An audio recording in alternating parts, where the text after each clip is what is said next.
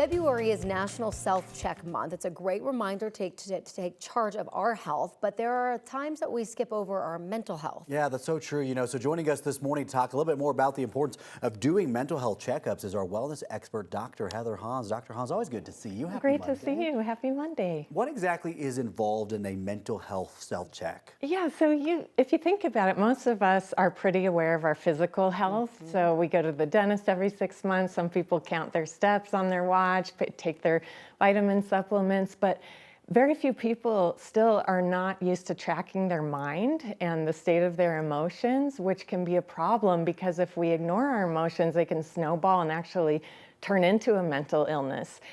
And it's also important to be able to make healthy decisions by tracking our state of mind. You also want to track your positive emotions because there's studies showing that people who are aware of even their little joys are more resilient, they have less depression. Interesting. So yeah, and you just want to always look at like the past 6 months and see, have my emotions, my thoughts, memory, or concentration declined? And that would be a clue to go get a checkup. I love keeping a joy journal. Yeah, that's a great idea. Reminder. What other mental health questions should we be asking ourselves? Yeah, so first one is, what am I feeling and how does it feel in my body? Because mental symptoms can often show up physically. Yeah. And a lot of people don't know how to describe their emotions in the physical form. So if I ask, how does it feel when you're worried?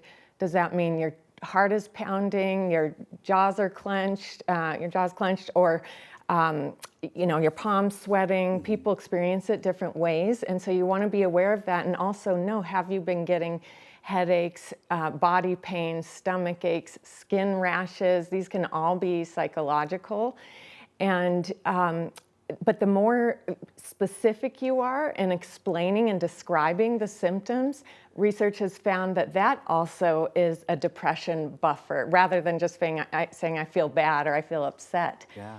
So, and then you also want to ask, how am I getting my joy? Because if you're not getting regular joy, something needs to change, because people will end up needing to relieve stress somehow, and they'll often go to substances or some kind of addiction if they don't have regular hobbies or anything that brings you joy. And then the third question would be, who can I go to for support? Because everyone needs at least one person that will listen to them, who gives them good advice, and who will give them space to grow and make mistakes as well. Absolutely. I think we forget that life is meant to be enjoyed. Yeah. Like you need to have that at least once a day. You can't have it all day, every day, but at least once.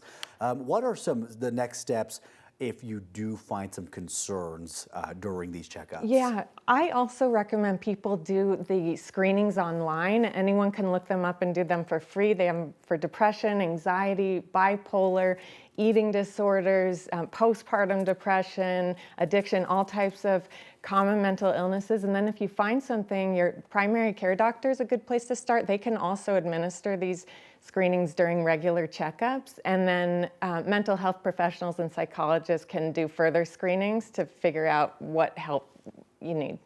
It's such great advice because you got to have a baseline, right? You got to know where you are. So by checking in every 6 months on your mental health, because we do such a great job usually of physical health, this is a great way to get the baseline for everything. That's right, just keeping the tabs. Yeah. I'm going to do the joy journal thing. I kind of already do it in the forms like my prayers, when you say what you're thankful for, what you're grateful for, and everything. But I think, have that on your desk and remind yourself. And it can be simple things. Yeah, I do at the end of my day. I'll just think about my day for 5 minutes. You kind of relive the joys and process your feelings. Well, Heather, thank you for bringing us some joy this morning. We appreciate you. My pleasure. being Thank here. you so much for having me. Absolutely. All right.